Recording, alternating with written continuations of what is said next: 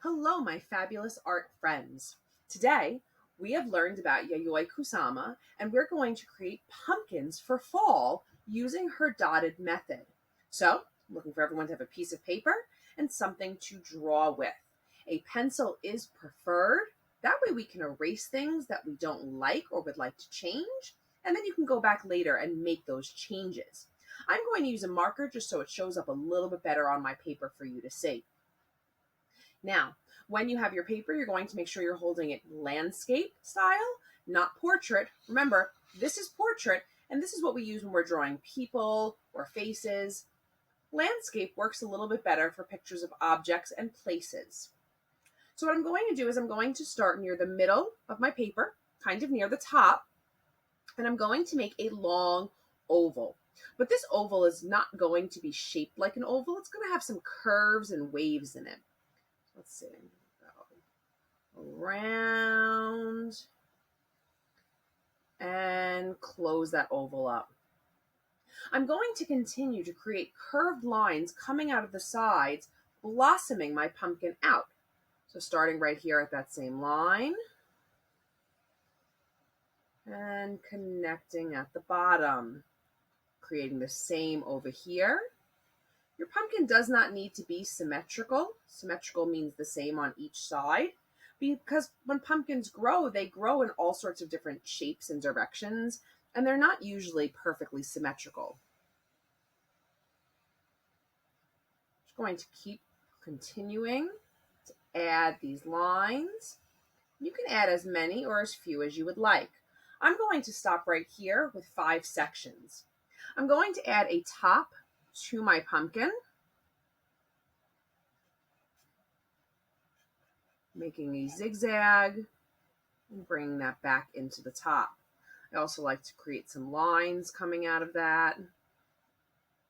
Makes it look a little bit more realistic. Now, to Yayoi Kusama, my pumpkin, I'm going to add dots in a pattern. I'm going to draw them first and come back to color them in later.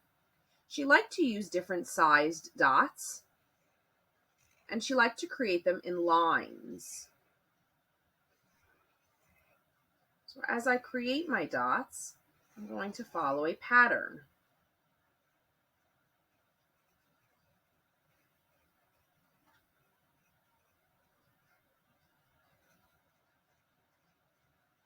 While I am creating this on plain white paper, you are welcome to use colored construction paper or to even just paint your pumpkin a fun, bright, cheery color before you color in those dots.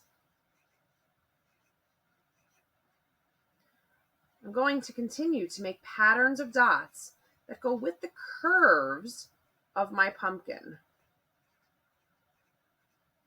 Another idea is you can use black paint and create dots on an actual pumpkin.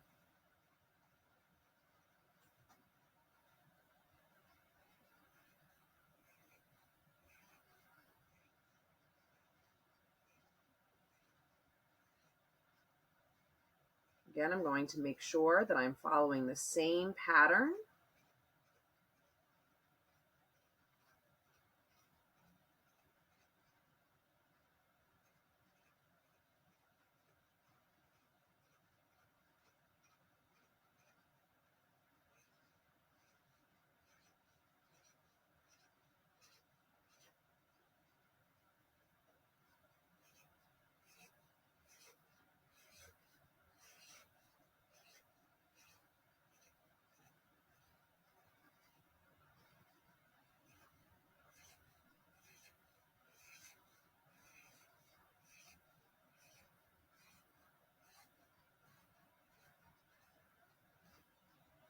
And there you have it, my friends, a Yayoi Kusama inspired pumpkin.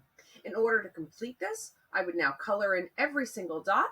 The dots should remain black, and I can choose one bright color to color the actual pumpkin and the stem in. Remember, Yayoi Kusama did not have green stems.